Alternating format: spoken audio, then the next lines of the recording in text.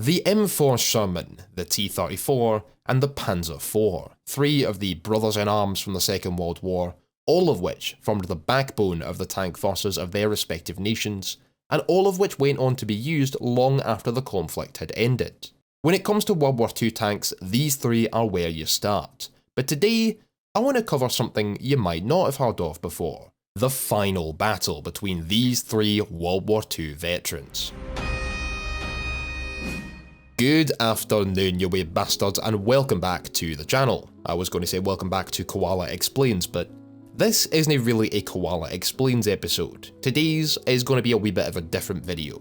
These three tanks, the American M4, the Soviet T-34, and the German Panzer IV, or Panzerkampfwagen 4 to give it its proper name, are all relatively comparable to each other, at least if you cherry pick certain variants.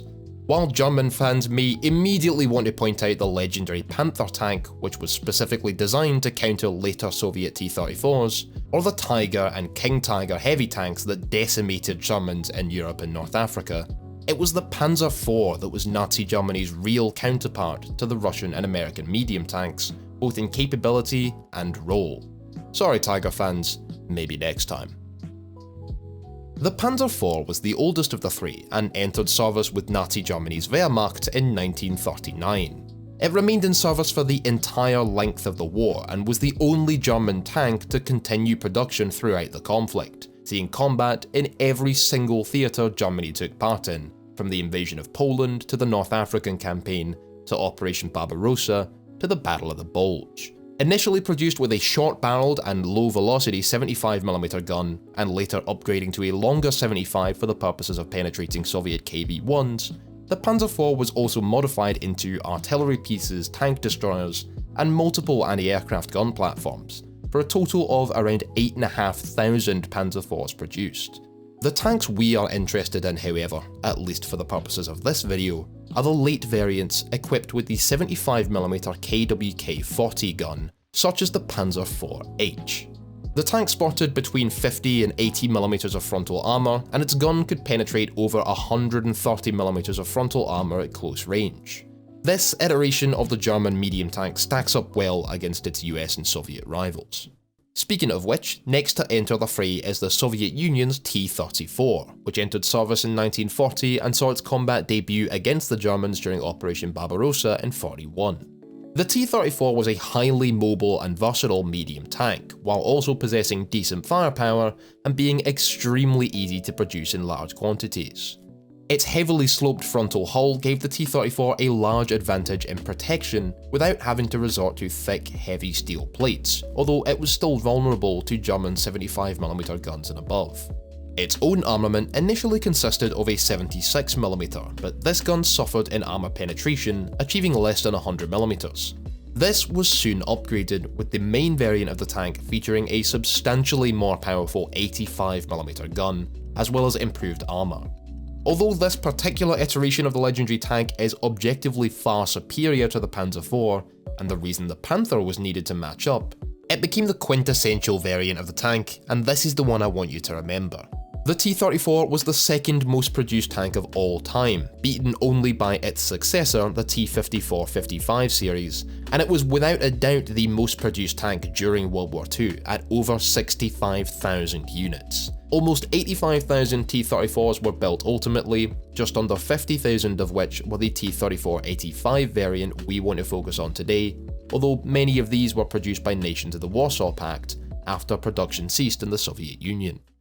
Another widely produced tank, and our third and final titular tank for today's video, the United States M4 Sherman, designed in 1940 and entering into full-scale production and combat service in 1942 to replace the older American M3 Lee.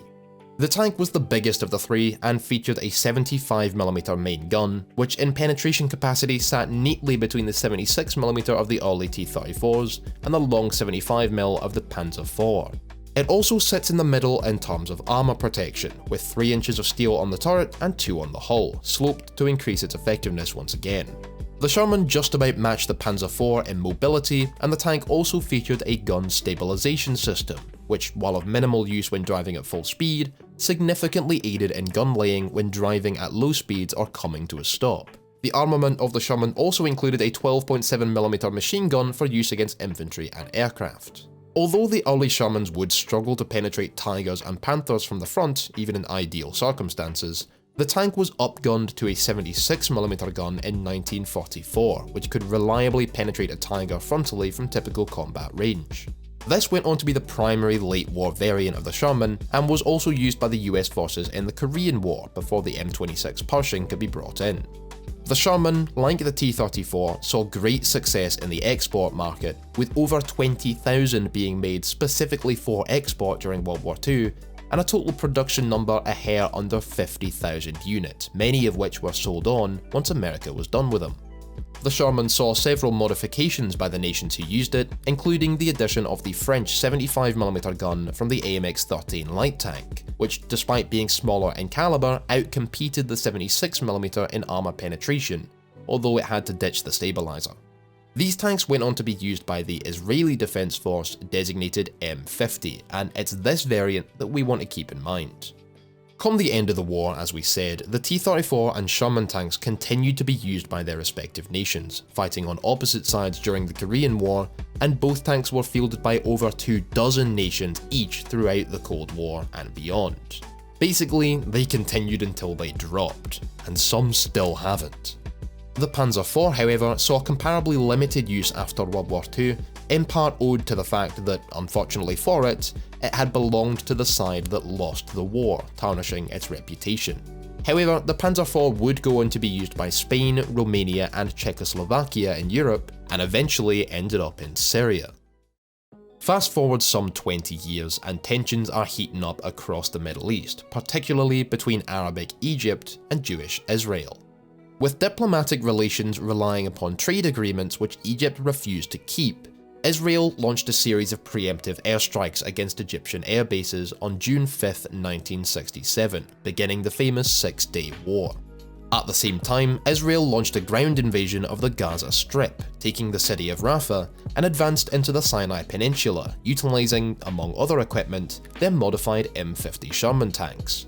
Egypt, funded by the Soviet Union, called upon its allies Jordan and Syria to help them retaliate against the invading Israeli forces, and responded with their own tanks, including T-34-85s, which engaged Israeli forces in the city of El Arish on the morning of June 6th. So we've already got two of the old brothers fighting each other on the Sinai Peninsula, but to the north, things had as of yet been relatively quiet. While Syrian, Jordanian and also Lebanese aircraft had been called upon to strafe Israeli ground troops, many of which being shot down by superior Israeli Mirage fighters while attempting to do so, the Arab nations bordering Israel had been disinclined to join the land war. Israel's main target had so far been the Sinai Peninsula and the Straits of Tiran, and given the outdated equipment that would have to be used against NATO-backed Israel, Syria and Lebanon at least were happy to play a strictly defensive part on the ground, and merely support Egypt and Jordan with the occasional air raid. When false reports from Egypt, however, claimed a crushing defeat of Israeli ground forces, yeah sure, Syria decided to enter the conflict in full, assaulting the water plant at Dan with towed artillery on June 8th. Israel, caught off guard by the rearward attack, responded with airstrikes, which proved ineffective against Syrian positions around Mount Hermon. Syria, probably knowing they'd kicked the hornet's nest and realising immediately that their intel from Egypt was false, set up defensive lines consisting of what tanks they had, including Panzer IVHs purchased from Czechoslovakia. These tanks had seen the addition of a Soviet Dishka heavy machine gun atop the turret, and had actually fought directly against the Israeli Sherman tanks 2 years prior in the 1965 Water War. They would then have to do so one last time. When Israeli reservist forces became separated from their allies among the foothills around Mount Hermon on June 9th, they found their M50 Shermans staring down the Syrian Panzer IVs at point-blank range. Oh shit. Here we go again. The old relics of the Second World War engaged in a bloody battle which lasted for some time, with the defensively positioned Panzers actually knocking out many of the disoriented Shermans. The arrival of Israeli reinforcements, however, including Centurion tanks purchased from Britain, encouraged the Syrians to retreat, leaving many Panzer IVs in their dug-in positions, their engines still running. This concluded the last ever battle between World War II tanks directly, even though two of the old brothers continued in service for years to come, with the last combat operational Sherman tanks finally being decommissioned by Paraguay in 2018. The T-34-85 on the other hand is still in service to this day, its last confirmed combat having taken place in May 1995 when Serbian T-34s saw action in the Bosnian War. But although both the Sherman and the T-34 saw combat after the Six-Day War, they never again met each other directly on the battlefield. The Panzer IV, however, disappeared from service after the war ended on June 10, 1967, and those Syrian tanks that weren't destroyed now feature in museums in Israel, Syria, and one even made its way to the US. The Panzer IV wasn't the only tank from Nazi Germany to make its final stand that day either, as Syria also brought out Sturmgeschütz and Jagdpanzer IV tank destroyers, and they did have Hummel artillery vehicles in their inventory as well, although these weren't fielded during the war. Syria also had their own stock of T-34-85 tanks, while the Egyptian forces also had Shermans in their arsenal, although I'm not sure they ever used them. So next time you hear someone say a Sherman, a Panzer IV and a T-34 walk into a bar, it might not be the beginning of a god-awful dad joke, but instead the relatively unknown story of the Last Panzers and their final battle against their old brothers from the Second World War. I'd love to hear stories of pilots, for example, from both sides of the Battle of Britain meeting each other long after the fact, and considering each other as brothers in arms, and so it was pretty amazing for me to hear that the same thing happened with the tanks themselves. I'm not sure about you lads, but I always treat these machines as if they are alive. They have their moods. It's kind of embarrassing, but I know train enthusiasts would agree with me there. They'll look at an engine and say, "She's happy today." So I guess I'm just imagining an Israeli tank crew coming face to face with Syrian defensive lines, while the tanks themselves are saying to each other, "Hello old friend." Comment below if you get what I mean.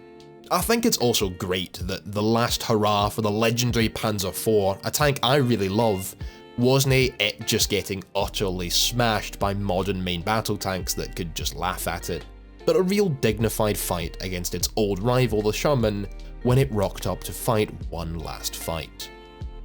I hope you lads enjoyed this video. It was a super interesting topic for me to research, and if you lads have never seen the channel before, I'd hugely appreciate you subscribing. Thanks for 70k by the way.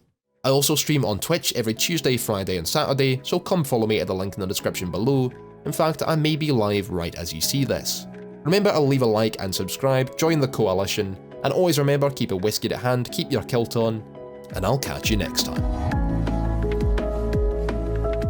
I say a wee thank you to these lads for supporting the channel on Patreon. Honorary Gusan, Ian Anderson, Bluefeet, Mo, Roskill, Bias Remover, Metallic Rain, Charts 152, Crescent, Captain Fubar, Brett Lander, Seagull Nuts, DA261, Latvian Wolf, Gisli Gadarson and Dark Recon, you lads are brawl. If you want to join them, then check out Patreon at the link in the description below.